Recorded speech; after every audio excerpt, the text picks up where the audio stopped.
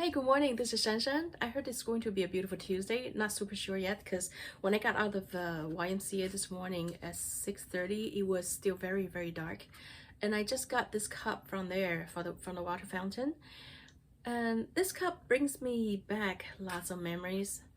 I was born and raised in Taiwan, and in the 1970s, there used to be a military base, uh, the U.S. military base there. They were stationed there, and there's lots of different buildings and fields. And I remember going to school because it's not fenced, so me and my friends and my siblings will walk actually through the base. That was the quickest way to get to school. So I remember they have these few buildings that sometimes we sneaking just to see. We're so curious.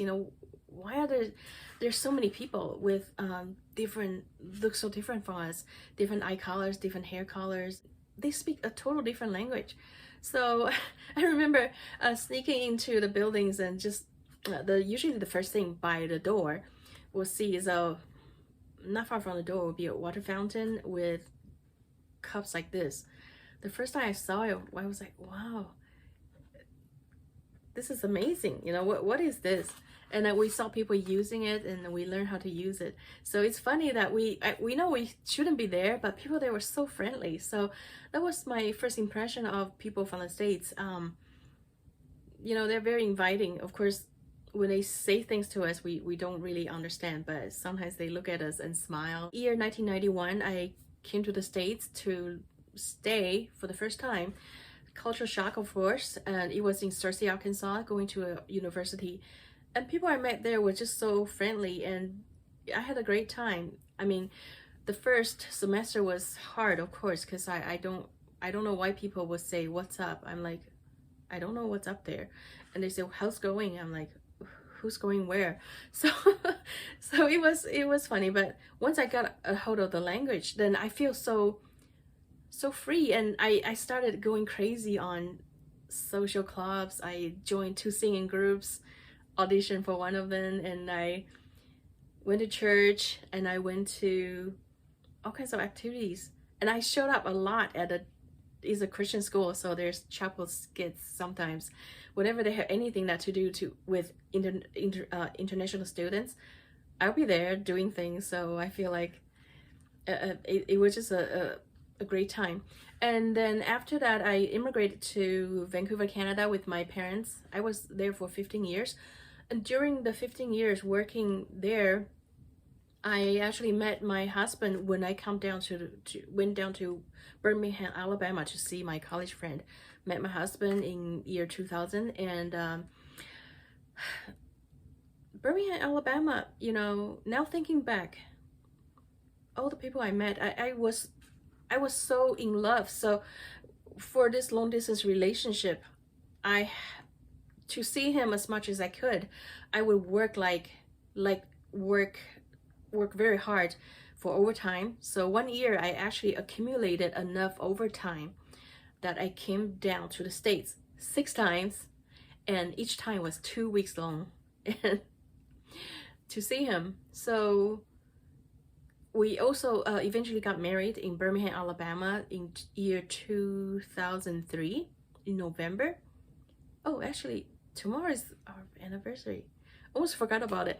Anyway, so I heard that before that, I think 1 year or 2 year before that, before we got married and registered in Birmingham, Alabama, it wasn't. It was they just passed a law that it's okay for interracial marriages.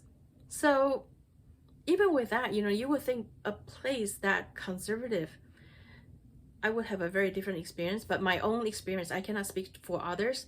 People are very inviting, and all the people I run into in the military development that he was in the military in the Army National Guard, and all his neighbors, all his friends, and I just don't recall any negatives really. And eventually my kids and I moved down here to Fargo to join him, because the kids were starting to go in to go to elementary schools. So, oh, by the way, I think that the U.S. has right now so far has the greatest education system. That I have to admit now, because I used to thought, okay, maybe Canada's probably better, but I thought it was close. But my daughter didn't get as much help with her ADHD till we come here. I wasn't even aware that she had that. Going through my experience in the last 30 years in North America, I do not feel 1 minute that this place is not welcoming. Otherwise we wouldn't come here willingly and legally. So why would we do that? Why would I even stay here if I'm not happy where I am? So when the media is trying to tell you, okay, you're divided, you're different, people are divided because of race, because of sexual orientation, because of nationality and stuff, just look around you. Look at your neighbors, look at your coworkers. Are they treating you like that? Are people in the store treating you like that? Are they smiling at you? Are they talking to you? Or are they doing something bad? If something bad happened, of course, by all means, you need to stop that. You need to go to authorities or need to do something. 30 years, there's only 2 separate incidents that was intentionally racially motivated against me. I just love this place, and I cannot look at my neighbors and my friends, people I know, and say, hey, you guys are racist. I can honestly say that because you guys are so great. I want to say thank you for all the people that I come across. Don't believe in, take everything that the media or even the government trying to tell you that you're different, that you're divided. Just stop for a minute and think. Why are they telling you that? Is that my real experience? Are people trying to divide and conquer? Is that what they're trying to do? And I know that there's so many people, including my husband, who's deployed 5 times overseas. People try so hard through years to give us the most free country in the world.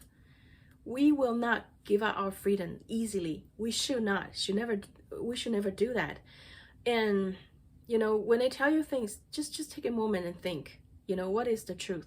What do you actually see with your own eyes? So do not let people take your freedom, take your power away, to give up control over your rights. And it's not as easy to get it back. People die for that.